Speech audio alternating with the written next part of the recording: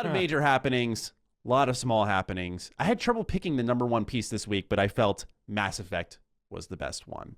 So after years of requests and months of swirling rumors, BioWare has committed. Mass Effect Legendary Edition is going to be arriving May 14th, 2021, and while it's not quite a remake, it's more than your standard remaster. The game packages together all 3 games with 40 pieces plus of DLC, all optimized for 4K, and it appears, based off hands-off previews, that Mass Effect 1 has received the most work. BioWare has augmented the camera, Mako controls, UI, every gun has been rebalanced, the XP has been reworked to make sure that you can max out without New Game Plus, there's more consistent auto-saves, they've augmented boss encounters, reduced cooldown for first aid, a reduction in minigames, and the list goes on. Mass Effect 2 and 3 larger. Yes, that's a huge one too.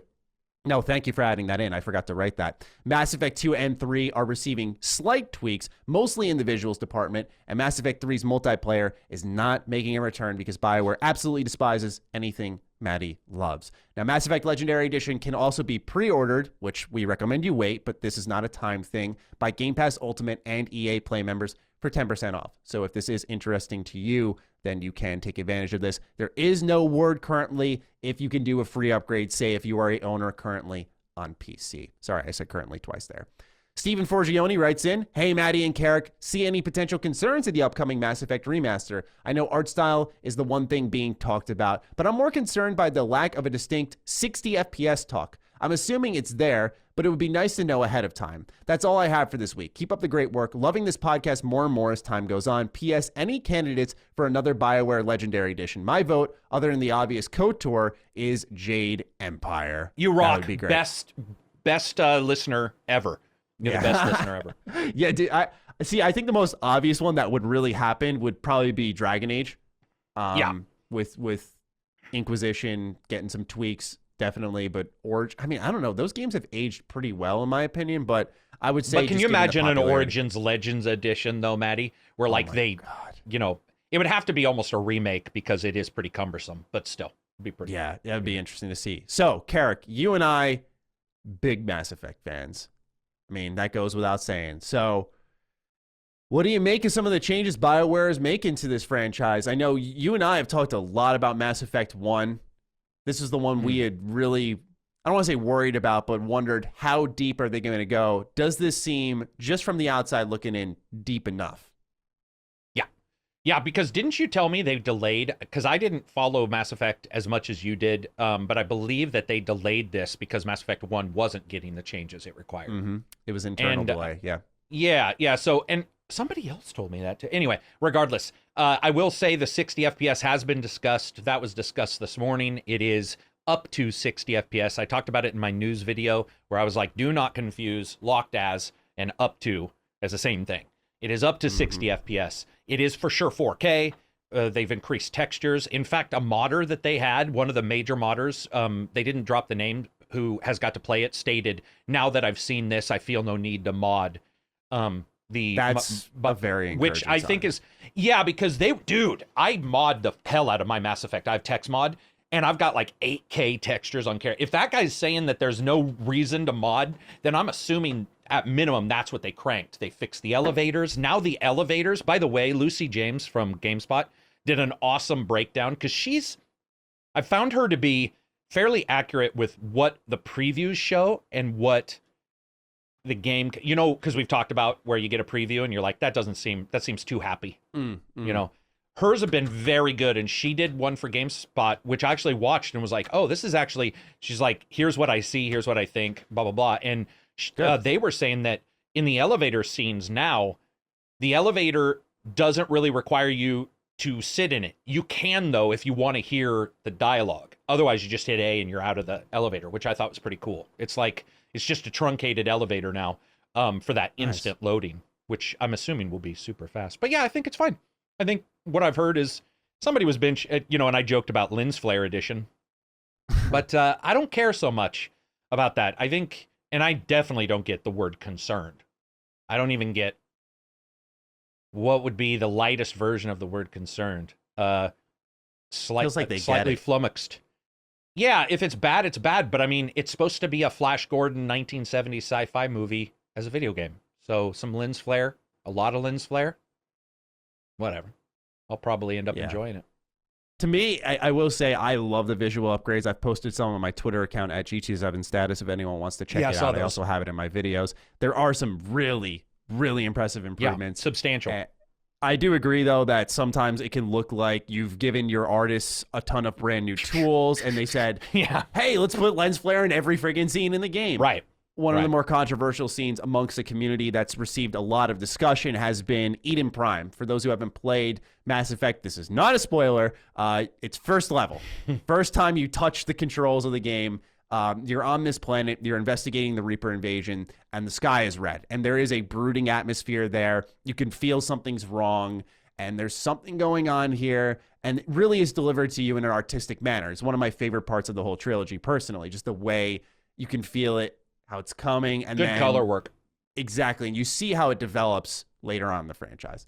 Now you go back to Eden Prime later on, and there isn't a red sky. Some people are saying this is more lore friendly, based off descriptions on the Mass Effect wiki, where they say it's got green lands and it's fertile and all this stuff, versus what we see in the Legendary Edition, where they've removed the red sky.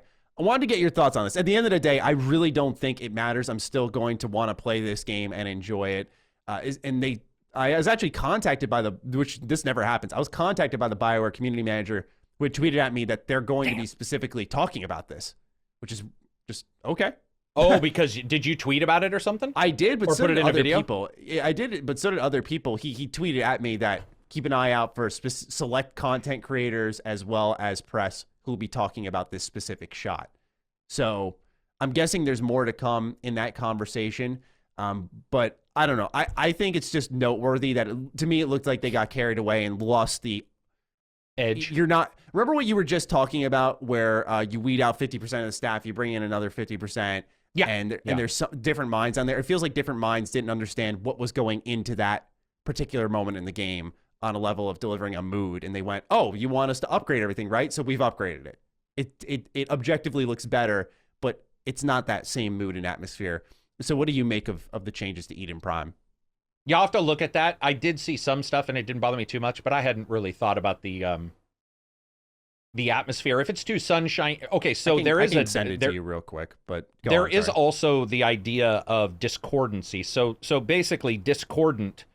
So currently, if it's a red sky, it's brooding, and you have brooding music, then it's a brooding location. That's your atmosphere. However, one of the reasons why clowns are so fucking scary is because, excuse my language, because clowns are happy-go-lucky, but they look terrifying. And they look almost uncanny valley as a human, right? You see them. One of the things you can get is a discordant atmosphere where everything looks great, but you have brooding atmosphere in your music and in your story. And that can also offer a tangible reward for atmosphere. So, for example, the scariest moments in movies to me aren't the sewer, ever. Do you know what it is? It's when they're out talking in the middle of a group and something weird happens. And you're like, wait, that's happening in broad daylight. There's no trick of the light. That's happening right now. And so to me, they might be able to nail it. Stephen King's It is a perfect example of, I watched the new ones, nothing really big until one of the characters is in the middle of town square on a sunny day and a giant statue comes to life and chases him through the park. And I was like, what is happening? Not that it was scary, but it was so different. It was discordant with the expectations that every horror slash thematic thing delivers to you. So yeah, I'll be interested to see if that works. I'm not saying they're going for that. I'm saying it's possible that it could deliver that feeling. That's a good idea too. It's a good idea. It'll be fun to see. I mean, regardless, I don't care because it's Mass Effect. I want more people to play it. So exactly, there's a lot of people's first time jumping into it, which is really exciting because it's such a phenomenal RPG trilogy. There's been debate on the ending of 3 and whatnot, but overall, it's just one of those things where I thought it was so consistently good throughout. I got to ask though, what do you make of that multiplayer just not being there? They said they were going to do it. They said it's possible, but they said that it would take the same amount of time that they took to upgrade Mass Effect 1. I don't know, man. I feel like this is a mistake. I think they should have done it. I just don't think you can compete online right now. I think competing online is insanely difficult because you have free-to-play games that are taking the money out of everybody. Like, how do you, in fact, Destruction All-Stars shows to you what happens with games. That was going to be a $70 game, And somewhere along the line, they were like, whoa, this isn't going to work. So it's going to be a free to, right, let's give it for free. And the thing is there's so much required that while I love the idea there, it's also known as its RPG. I would rather have Mass Effect be delivered RPG and be well done there than in any way, shape, or form, like splitting off resources to where I had to question, did some of that go into balancing the multiplayer? I get it. If they do it later, I'd be fine. And I'm personally of the belief that the reason why there is no, I think they're lying. And I do think they're lying. I'm not saying I think they're hiding. I think they're lying on purpose, and I have no anger towards them. I think Mass Effect 4 will have multiplayer, and they do not, under any circumstances, want 3 cannibalizing 4's player base. I fully believe 4 will have some kind of unique multiplayer, and that they are lying because they do not want anybody to question, like, any overlap between whatever they want to offer with 4 and 3. You do not want to cannibalize, especially on a remake. I'm going to tell you, most companies would not say, let's have this remake cannibalize our multiplayer base. It just, it wouldn't pop up in a discussion. Yeah, man, I think Maddie's you're all right. depressed now. He's like, God damn it. God, dude, I hate it, man, because I read it and they said, yeah, we were going to do it. And I thought to myself, motherfucker, you know, just like, of course, I adore. It'd be better if they didn't drop that, right? Almost, dude, absolutely. It'd be almost better if they hadn't just said ignore that. me. I would rather them just ignore me. That girl who tells you they thought you were hot in high school and you thought they were hot, and you're like, "Are you kidding me? You should never have told me that." Yeah. I had a chance. Yeah, yeah, dude, exactly. So we had a chance, and I don't like to know I had a chance. It's just yes, no. Say it just wouldn't have worked because they gave a very detailed explanation. There's this Pinnacle Station DLC that they're cutting out from the Legendary Edition. They said, honestly, the code was busted when we got it. They had Demiurge, I think is the name of the studio, send it over. They were very transparent about what had happened. And they said, yeah, we just couldn't do it. And they said it was heartbreaking. They did not use that terminology for Mass Effect 3 multiplayer for whatever reason, even though they highlighted, hey, the player base is still alive there. But, okay, I'm going to be serious because, you know, I'm sure most of the people listening care about the single player component of the game. That's where a lot of its namesake comes from. I'm very thrilled about the changes, more so with Mass Effect 1. Mass Effect 1, I remember going back to that, and when you aimed in that game, you would get a good view at the right earlobe of Commander Shepard. That will no longer be a thing.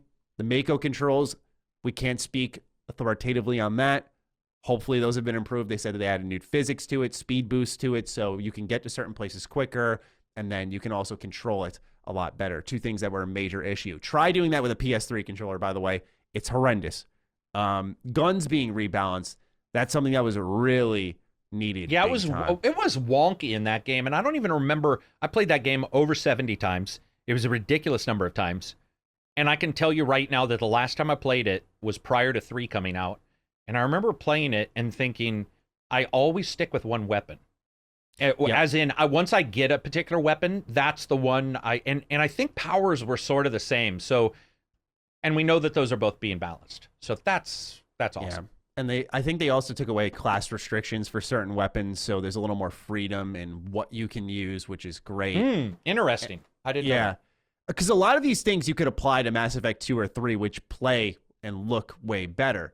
But what happens is that Mass Effect 1, given that it was like its first time doing all of this, is very much its own thing. So, yeah. It's a test bed for what they were trying to do, yeah. Exactly. And so now you've removed what they used the perfect word for it, that you remove that friction, and now we have a game that it could overtake people's, you know, for me, 2 is my favorite, but this could overtake, because I think 1 has a phenomenal story.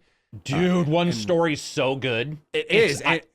I like it better because it's that first Reaper. Yeah. And those small guys are bad guys. Remember in the 2nd and 3rd, you were like, okay, seriously, now I'm just fighting the galaxy. I'm incorporating an entire race. It gets bigger, yeah, and you lose the personalization. When you first find out about the Reaper and start talking to the AI, and it's like, you know, we were here for millions of years, and you're just like, what's happening? I'm scared. So I love the idea. Hopefully people love number 1, because I think so good. I think they will. What I'm afraid of, though, is because Mass Effect 1 has been openly marketed as having the most tweaks, is that when reviews come out, a lot of people are just going to play 1 and go, oh, well, the rest is the same. You know, who cares? And not see the rest of those through. because it seems like 2 and 3 are getting tweaks. Whereas you could be right, because this is the most major changes. I don't know if I was trying to get code, and I was asking a couple people, and I got a really weird response that was like, we don't really know what's happening because, I mean, you can't really spoil it. And I was like, whoa, what? I was all, that's not what my reviews are about. They're about, like, there's a ton of things that you can discuss. Yeah. And I was all, I don't know if that's the best way to market Mass Effect, because like somebody like myself who loves the first one, those are the type of people that you would assume like you would want to get, but it seemed almost like they were blasé about it. And it's going to be a really weird situation. Yeah. Seen a lot of that since Cyberpunk. It started with Cyberpunk, just really weird embargoes. Casual, even when weird. the game is good. Even when the game is good. True that. And that's saying something, man. It's, I had to really navigate a particular review this year, and it was tough. So, it's getting harder, and even if the company knows their game is good, it's like almost suppressing the discussion. Yeah, it very much. I agree. Yeah. So it's something we definitely want to keep our eyes on here.